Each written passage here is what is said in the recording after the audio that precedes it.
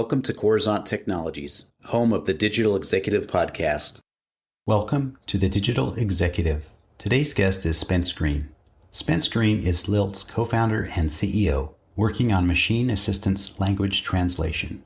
Prior to founding Lilt in 2015, Spence served as a fellow at Exceed Capital, a software and research intern at Google, where he worked on Google Translate and developed a shallow syntactic language model for improving the English to Arabic translation. He was also a research intern at Johns Hopkins University and is a technical lead, project manager, and software engineer at Northrop Grumman, where he worked on various large projects, including a national air defense system and avionics packages for naval aircraft. Spence graduated with the highest distinction from the University of Virginia with a bachelor's degree in computer engineering. He also earned both a master's degree with a distinction in research and a PhD in computer science from Stanford University. His research area is the intersection of natural language processing and human-computer interaction. Well, good afternoon, Spence. Welcome to the show. Hi, Brian. Great to have you on the show today, Spence. Do appreciate it, and do appreciate the time lapse we have here, which is not much compared to my podcasts I do globally, but this is all good, and I'm glad you're on the show today. And we're going to jump right into the questions, Spence. So let's talk a little bit about your career, which has been in technology as an engineer, and now you're the co-founder and CEO of Lilt. Could you share with our audience the secret to your career growth and what inspires you? I'm not sure if there's a secret. I think I got a computer when I was 10 or 11, I think, and I started programming then. And from that point, I knew what I wanted to do with my life. So I think maybe what's really important is to find something that doesn't feel like work, and then find problems that you think are important to work on. I think life is pretty short. I think we've all learned that over the past year, and time is really valuable. And so you should work on things that you think are important and have high impact and affect the largest number of people. That's great. No, you're absolutely right. I think last year, this pandemic has really, woke up a lot of people and how they should be spending their time. So I appreciate the share on that. And I'm pretty excited. Like you, at an early age, of course, I'm a little bit older. We started out doing some programming on our computers, and that's what got me into technology. So Spence, let's talk about the pandemic a little bit. Now that the pandemic is hopefully over, or at least starting to lift, what's your plans for growth going forward? And will it be any different than the last 15 months? Well, I should say what our company does briefly. So my co-founder and I met working on Google Translate. We're both researchers working on machine translation technology. And we now work with businesses to enable them to do what we call global experience, meaning equipping a business with its digital products and services to be able to serve its customers in the language of their choice. So if I'm a person in the world and I want to use the internet in Portuguese, I can do that. If I want to use the internet in Spanish, I can do that too. And when I engage with a business, I engage in the language of my choice. And we think that's a really important part of customer experience. And it's a reasonably complicated technology and people problem to get that right. So I think this is kind of one consequence of the pandemic is, and this is a word that's overused a lot, is digital transformation. I think a lot of businesses discovered that there are people on the internet and you should connect with them, and they're your customers and you should provide them a great experience. And businesses are going through all of this change right now to be able to serve people digitally. And that's propelling our business. So it's really, I think we've lived in a multilingual world due to the internet for a long time, but now it seems like a strategic level, more businesses are taking it seriously that they need to serve people globally. I love that. That's very helpful. And of course, there's a lot of people guests that I've talked to here on the show that, may be doing something totally different as far as a business or as far as technology. But at the end of the day, we're serving the customer, we're serving people, we're trying to make the world a better place. So I appreciate the share on that. And Spence, let's talk a little bit about technology then. Since you're obviously leveraging some new or emerging technologies within your tech stack, is there something you might be able to share with us today?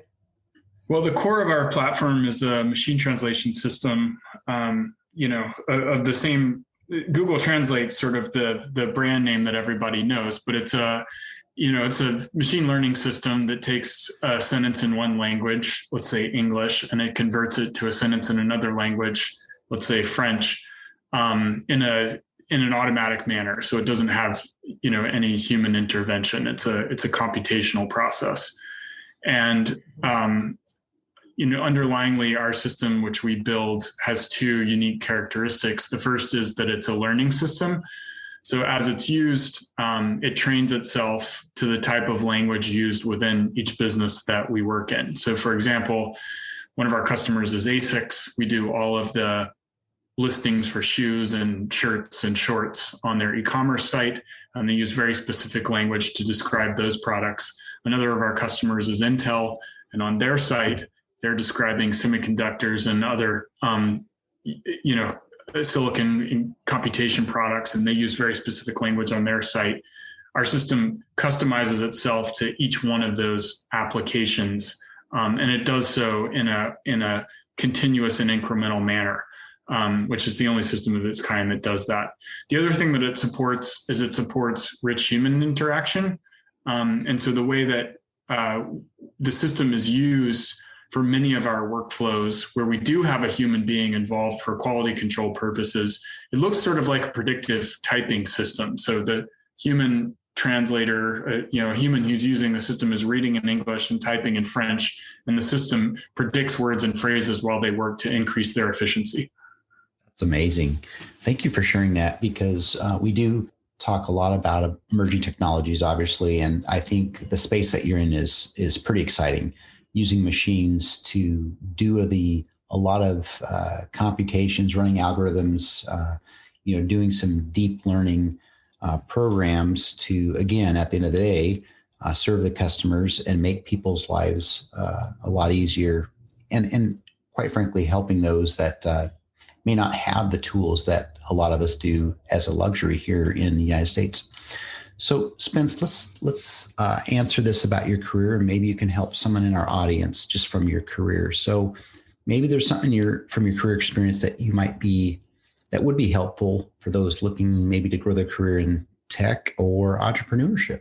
Well, I don't think those can be the same thing. In my life, there's been some overlap, but maybe I did those two things sequentially. So the first way that I thought about it was when I decided to go to grad school, and I thought that if I wanted to work on a hard and sort of state-of-the-art problem, well, I just needed a lot of time to focus on just that. And I think grad school provides that opportunity. So if you want to, work on, state-of-the-art machine learning or other areas of computation, going to grad school is a great way to build those hard skills.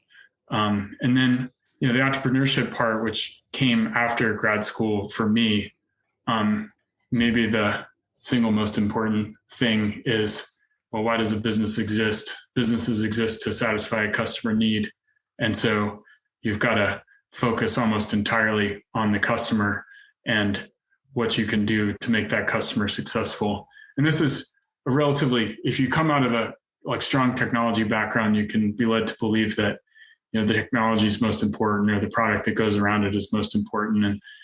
And at least in my corner and, B2B software and B2B businesses, it's really the customer that's most important. Maybe that's been the biggest lesson I've learned. You're absolutely right. At the end of the day, it's the solution that contributes to helping the customer, or helping people, or helping those that are in most need, in my opinion. And I think we share the same sentiment that the technology necessarily may be needed in a lot of cases, but at the end of the day, we're trying to solve an issue. And that's exactly what you all are doing. And definitely appreciate the share on that. And so, Spence, it was a pleasure having you on today. And I look forward to speaking with you real soon. Thanks, Brian. Bye for now.